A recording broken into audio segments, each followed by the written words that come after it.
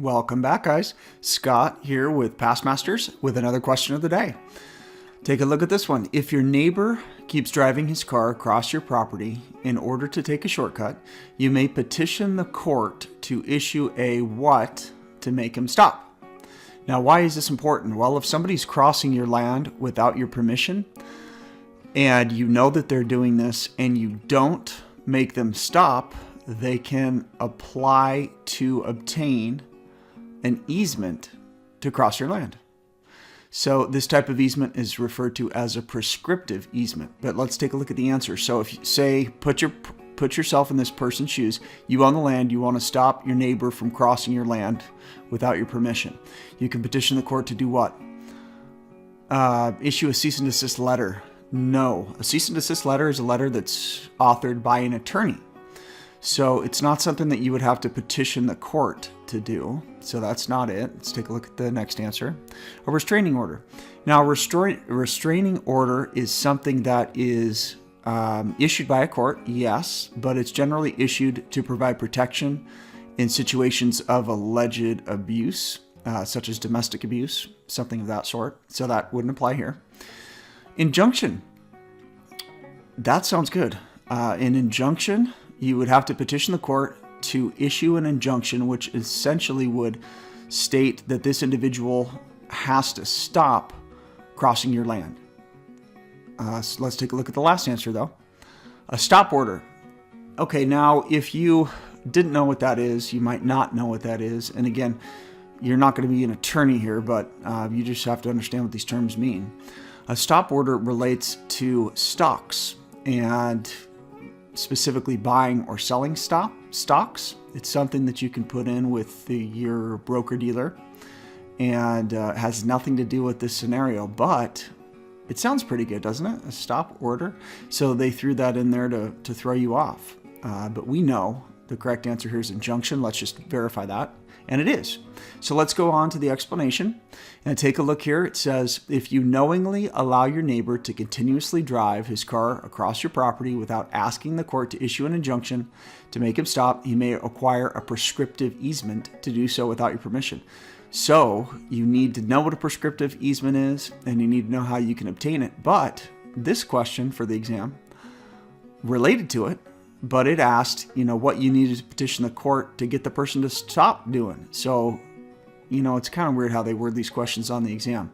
It's not just enough to know about a prescriptive easement. Moving forward, a cease and desist letter is drafted by an attorney, not a court, as we mentioned. A stop order relates to buying and selling stock. A restraining order is a protective order issued by a court to provide protection in cases of alleged stalking, harassment, sexual assault, or, as I mentioned, domestic violence. Moving further, so we talk more about prescriptive easement. It's obtained by someone other than the property owner when they have used the property in an open and notorious way, such as that person who is crossing the land inside of the owner for a specified period of time. Now, they are required to, in order to obtain this, to meet a statutory time limit requirement, which varies state to state. But moving forward, the prescriptive easement allows them to continue to use the land they do not own in the manner they have been using it for.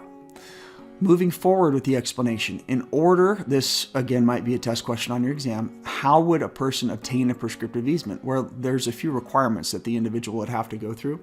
First, the use by the non-owner must be open and notorious, meaning the owner of the land must be able to see it. Means the person was using the land as if they already had an easement in a way that was open and apparent to the property owner. Next, the use of the servient land must be adverse, meaning the claimant must act as if they have the right to use the servient land. The use must be uninterrupted and continuous versus sporadic and occasional. So it's not just they drive across your land once a year, it's pretty much every day. Lastly, the person claiming the prescriptive easement must prove they have satisfied the elements for the statutory limitations period. As I mentioned, they have to have been doing this for a certain period of time, which varies state to state, as they mention here in the explanation. All states have statutes specifying a time period during which a landowner must take action to eject a trespasser and regain possession of their land. After this time frame is passed, the right to bring such a claim is lost. This time frame varies depending on the state, from 5 to 20 years. And again, you might have a question on the time period on your state exam, and that would be something that would be covered in your state-specific real estate statutes and laws portion of the course that you took. But again, thank you for viewing our video here, and hopefully it provided some additional information regarding prescriptive easements, which you need to know for your exam. And if you want to see more of these, subscribe to our page. We are going to be posting these on a continuous basis. Also visit our website. We're working on putting together the best test prep program for those that are preparing to pass a real estate exam, just like you. You might get down. I know there's a lot of information you need to study, but you can do this. Be very confident about this. You can do this. You can get licensed, and that's just the first step. You're going to learn all kinds of stuff from the broker that you go to work for, and you're going to have a long and great career. Thanks for viewing.